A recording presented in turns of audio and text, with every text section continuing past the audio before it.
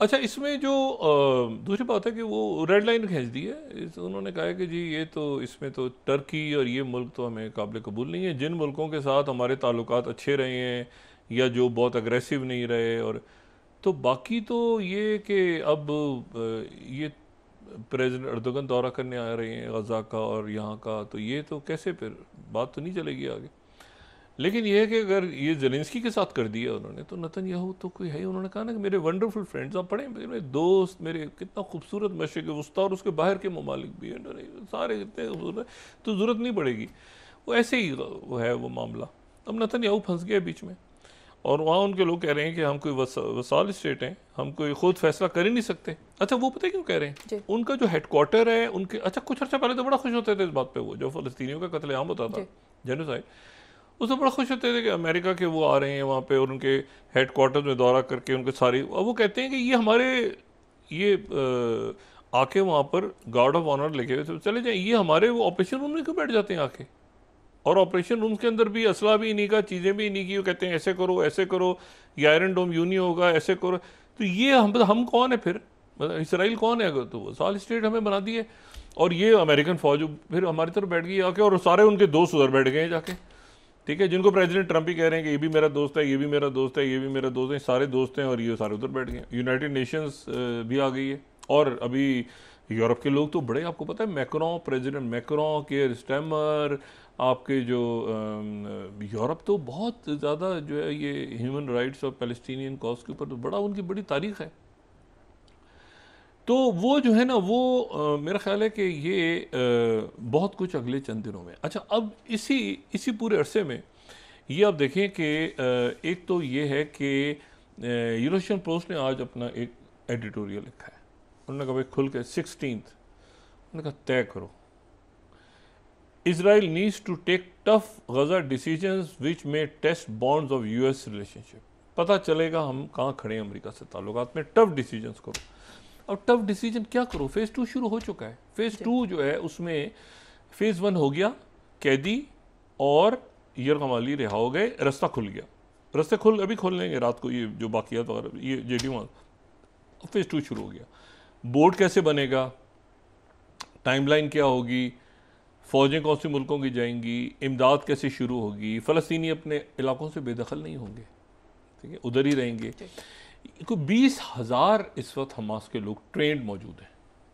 असला उनके पास ख़त्म हो गया है, असला उनके पास नहीं है। 90% उनका 80 to 90% ये इसराइल की असेसमेंट है और अमेरिकन की भी, कि उनके पास रॉकेट्स और ये सारे ख़त्म हो गए। लेकिन लोग मौजूद हैं उनके 20,000 कम से कम हमास के जो लोग हैं, और बड़ी पॉपुलेशन उनको सपोर्ट करती है।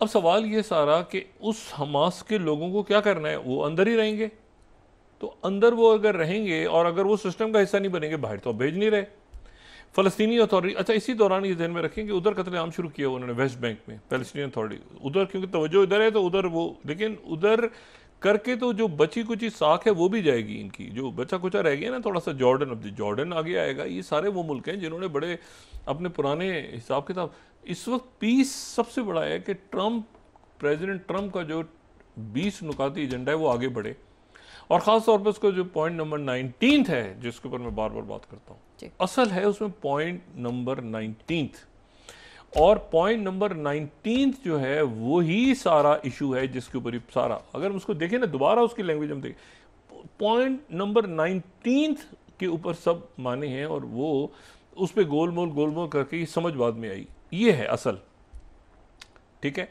सेल्फ डिटर्मिनेशन एंड स्टेटहुड, ठीक है, जो कि recognise, which we recognise as the aspiration of the Palestinian people. अच्छा, ये जो स्टेटहुड है ना, खुद मुख्तार आज़ाद रियासत फ़लस्तीनी, ये वो चीज़ है जो जिसकी तरफ अब ये सेकंड फेज़ आ गया। सेकंड फेज़ में टाइमलाइन होगी। आज जो है वो प्रेसिडेंट रजब तैयब उर्दगन मौजूद है। एक तो मैंने कहा ना सऊदी अरेबिया के जो क्राउन प्रिंस और वज़ीर आज़म है वो जा रहे हैं अमेरिका। हमारा पाकिस्तान से भी क़यादत जो है वो जा रही है इसी हफ्ते, गालिबन सऊदी अरेबिया का दौरा करी, बड़ा इंपॉर्टेंट दौरा होगा। और उसके बाद जो है वो सऊदी अरेबिया जो है वो वाइट हाउस में उनकी मुलाकात होने जा रही है, और उससे पहले आज प्रेसिडेंट मैक्रोन ने कॉल की MBS से बात की, सऊदी वज़ीर आज़म वलीयत मैक्रोन ने, और उनसे कहा कि वो जो हमारा आपका यानी फ़लस्तीन के हवाले से जो फ्रांस और सऊदी अरेबिया ने जो मीटिंग बुलाई थी अक़वाम मुत्तहिदा में, जो 150 के करीब मुल्कों ने शिरकत करके और वोट सारे डाल दिए थे, तो उसको आगे बढ़ाएं और करारदाद और ये मैंडेट और ये सारा आगे करें। तो फिर कैबिनेट की, सऊदी कैबिनेट का इजलास हुआ, उसमें बताया जो MBS है उन्होंने कि क्या बात हुई और किस तरह से गज़ा के प्लान को आगे लेके चलना है।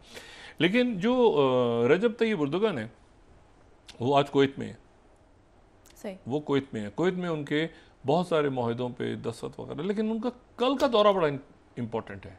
कल उनका दौरा है, प्रेसिडेंट रजब तय्यब उर्दोगन कल कतर में होंगे, और कल उनकी कतर में यानी कतर के साथ जो स्ट्रेटेजिक पार्टनरशिप है, ये करीब हो गए थे जब ज़ाहिर है कि कतर जब ये GCC से निकला और बाकी हमसाया ममालिक के साथ उनकी GCC में प्रॉब्लम्स हुए, तो उस वक्त तुर्की और कतर करीब आए। कल प्रेसिडेंट उर्दोगन कतर में होंगे और उसके बाद जो है वो ओमान भी जाएंगे। ओमान जहाँ पे ये मुज़ाकरात हो रहे थे, ये किसके साथ, हुतीस के, ओमान का दौरा करेंगे। यानी 3 मुल्कों का दौरा वो कर रहे हैं, ये अरब ममालिक का। तो अमीर कतर के साथ उनकी मुलाकात इसलिए इम्पोर्टेंट है कि 2 मुल्क जो जामिन हैं उन मुल्कों के रहनुमा जो इससे पहले शर्म शेख में मिले थे, वो अब कल मिलेंगे। यानी प्रेसिडेंट उर्दोगन और अमीर कतर, इनकी मुलाकात कल होगी, और अमीर कतर की तरफ से आज वाज़े तौर पे ये बात की गई है कि जी ये इसराइल जो है ये वहाँ पर जेनोसाइड भी उसने जारी रखी हुई है और वो तोड़ना भी चाह रहा है माहिदा और वगैरह वगैरह वगैरह वगैरह। और उस पर इशू ये है कि ये अब ये कल परसों यानी इन दिनों में JD वैंस यहाँ पे है ना, जैरेड कुशनर है, JD वैंस हैं, ये शुरू हो गया 22, 23, 26 को तो आसियान समिट है, प्रेसिडेंट ट्रम्प ने मलेशिया में होना है। और इस दौरान पीछे से खबर आई कि जी उधर जो है वो गज़ा के अंदर वो नेतन्याहू टाई टाई कर रहा है।